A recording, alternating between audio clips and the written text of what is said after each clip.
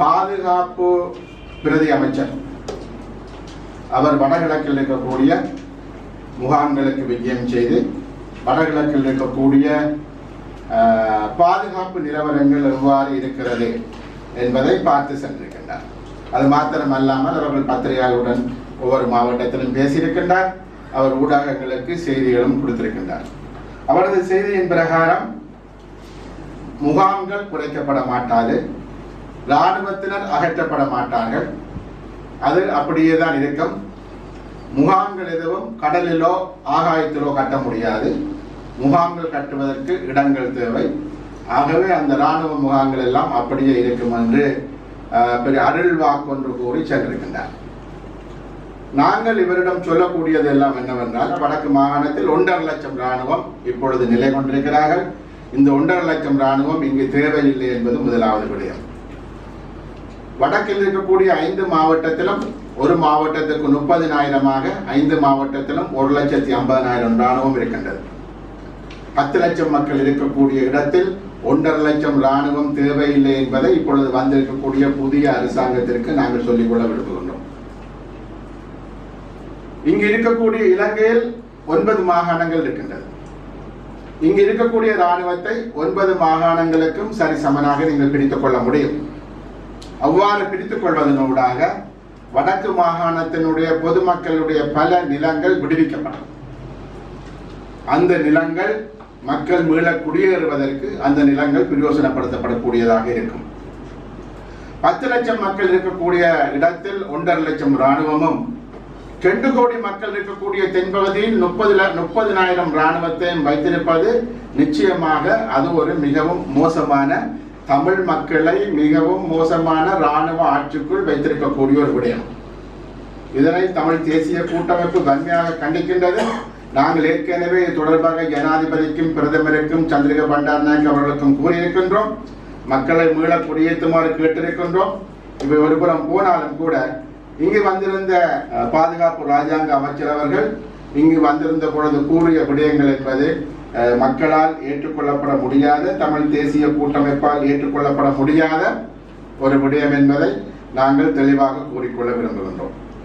ஆகவே அது மாத்திரம் அல்லாமல் நாங்கள் மீள் குடியேற்றம் என்பது உடனடியாக செய்யப்பட வேண்டும். இந்த 100 நாட்களுக்குள் மீள் குடியேற்றங்கள் நடத்தப்பட வேண்டும். அது வடக்கிலும் கிழக்கிலும் உள்ள மக்கள் மீள் குடியேற்றப்பட வேண்டும் என்ற பல கோரிக்கைகளை நாங்கள் முன்வைத்திருக்கிறோம். ஒரே ஒரு உதாரணத்துக்கான ஒரு விடயத்தை மாத்திரம் நான் உங்களுக்கு கூறிக்கொள்ள விரும்புகின்றேன். இதில் நீங்கள் பார்ப்பீர்களாக இருந்தால், இந்த கருத்த கோடு போட்டு இப்படியே வரக்கூடிய இவ்வளவும் 58 சதுர கிலோமீட்டரை கொண்ட நிலப்பரப்பு. இதில் நீங்கள் பார்த்தீங்கன்னா பச்சையாக இருக்கக்கூடிய நிலப்பரப்பு ஏற்கனவே மக்கள் குடியேறப்பட்டு விடுவிக்கப்பட்ட குடியேற்றங்கள். மிகுதி இவ்வளவு பிரதேசமும் மக்கள் மீள குடியேற்றப்பட வேண்டி இருக்கின்றன. இந்த மிகுதி பிரதேசத்தில் 2 முக்கியமான விடயங்கள் இருக்கிறது. ஒன்று என்னவென்றால், இது உங்களுக்கு பலாலி விமான நிலையம், இது ஹார்பர் துறைமுகம். இந்த 2 இடங்களையும் தவிர குடியேறிய இடங்கள் இந்த இடமும் போக மிகுதி இடங்களில் குடியேற்ற முடியும் என்பதுதான் இருக்கக்கூடிய நிலவரம். பலாலி விமான நிலையம், துறைமுகம், இந்த 2ம் 5.3 சதுர கிலோமீட்டர்களை கொண்டது. ஆகவே ஏனைய இடங்கள் விடுவிக்கப்படலாம். அந்த ஏனைய இடங்களில் முதலாவது கட்டமாக நீங்கள் பார்த்தீர்களாக இருந்தால், இந்த பிரதேசம் இது அவர்களுடைய கட்டுப்பாட்டுக்குள் இப்பொழுது இருக்கக்கூடிய பிரதேசம். பக்கத்தில் துறைமுகம் இருக்கின்றது, துறைமுகத்தை அண்டிய பிரதேசம். இந்த பிரதேசத்தில் இராணுவ முகாம்களோ அல்லது இராணுவம் கமத்தொழிலோ விவசாயம் செய்கிற நிலைமைகளோ அல்லது ஹோட்டல்களோ இல்லை. இந்த வீதிக்கு அப்பால் சில ஹோட்டல்கள் இருக்கிறது நினைக்கின்றேன், இங்கே எதுவுமே இல்லை. ஆகவே இது ஒரு 10 சதுர கிலோமீட்டர் நிலப்பரப்பை கொண்ட பூமியாக இருக்கிறது. இந்த நிலப்பரப்பில் உடனடியாக மக்களை மீள குடியேற்ற முடியும் என்பது ஒரு விடயம். ஆக இதற்கு உங்களுக்கு மாதங்கள் வருஷங்கள் தேவையில்லை. இந்த 10 சதுர கிலோமீட்டர் ஒரு பக்கம். இங்காடி பக்கத்தால் உங்களுக்கு பார்த்தால் தெரியும் வளலாய். ஏற்கனவே அவர்கள் புல்டோசர் போட்டு அழித்து வைத்திருக்கக்கூடிய 250 ஏக்கருக்கு மேற்பட்ட பிரதேசம் இந்த பக்கத்தில் இருக்கின்றது. ஆகவே இந்த பக்கத்தையும் அந்த பலிகாமம் கிழக்கு பக்கத்தில் இருந்து வளலாய் என்ற பிரதேசமும் உடனடியாக முதலாவது கட்டமாக குடியேற்ற முடியும். அங்கு எந்த விதமான பிரச்சனைகளும் கிடையாது. ராணுவம் எந்த விதமான சாக்கு போக்கையும் சொல்ல முடியாது. இதனை நாங்கள் அரசாங்கத்திற்கு திட்டவட்டமாக தெளிவாக சொல்லியிருக்கின்றோம். இந்த பிரதேசம் குடியேற்றப்பட்டு முடிந்தால் மிகுதியாக இருக்கக்கூடியது இந்த பிரதேசம். இந்த ஏர்போர்ட்டை, பலாலி விமான நிலையத்தை சுற்றி இருக்கக்கூடிய இந்த பிரதேசம். இந்த பிரதேசத்தில், இந்த வலிகாமம் வடக்கு பிரதேசத்தில் நீங்கள் பார்த்தீங்கன்னு சொன்னா 18 ஹோட்டல் இருக்கு. 18 லக்ஸரி ஹோட்டல்ஸ். ஒவ்வொரு பிரிகேடும் தனக்கான ஹோட்டல்ஸை வந்து அங்க கட்டி வச்சிருக்கு. வலிகாமம் வடக்குல பார்த்தீங்கன்னு சொல்லி சொன்னால் கோல்ஃப் கிரவுண்ட் இருக்குது, ஆடு மாடு வளர்க்கறதுக்கான பெரிய பிரதேசம் இருக்குது. கிளிசரியா மரம் நீங்கள் தெரியும் உங்களுக்கு, சீமக்கிழவை, அதை உற்பத்தி பண்ணி அதிலிருந்து மின்சாரம் எடுக்கக்கூடிய வசதி வாய்ப்புகள் செய்து வச்சிருக்கணும்.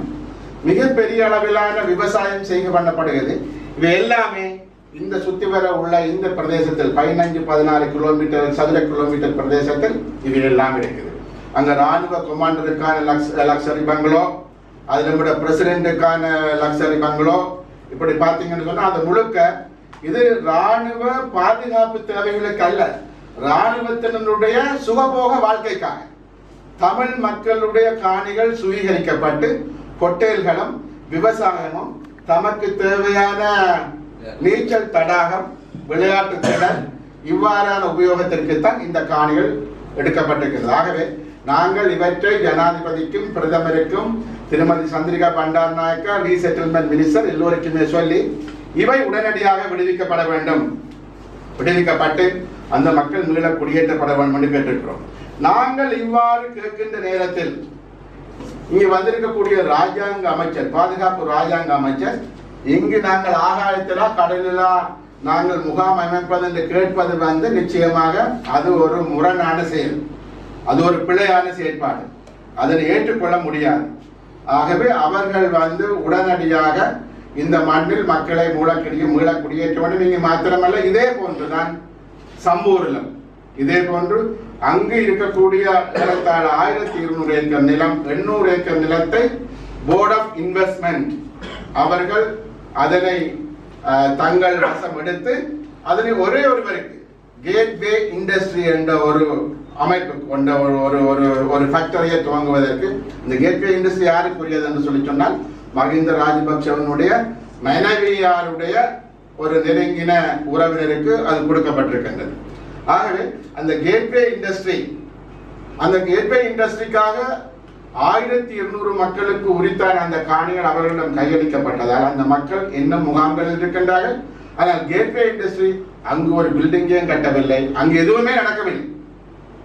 உள்ள வீடுகள் தரைமட்டமாக்கப்பட்டு, உள்ள கோவில்கள் தரைமட்டமாக்கப்பட்டு, உள்ள வைத்தியசாலைகள் தரைமட்டமாக்கப்பட்டு, உள்ள சர்ச்சுகள் தரைமட்டமாக்கப்பட்டு, பாடசாலைகள் தரைமட்டமாக்கப்பட்டு வெறும் நிலம். ஆகவே அங்கு எந்தவித காலதாமதம் இல்லாமல் அந்த காணிகள் ஒப்படைக்கப்பட வேண்டும் என்பதை நாங்கள் அவர்களிடம் கேட்டிருக்கின்றோம். இவ்வாறான சூழ்நிலையில் ராஜாங்க அமைச்சர் நாங்கள் உங்களை நாங்கள் அகற்ற மாட்டோம், நாங்கள் முகாம்களை கொடுக்க மாட்டோம், இராணுவத்தினை அகற்ற மாட்டோம் என்பது நிச்சயமாக தமிழ் மக்களை இன்னும் ஒரு பாரிய அடக்குமுறைக்குள் வைத்திருப்பதற்கான திட்டமே தவிர வேறில்லை.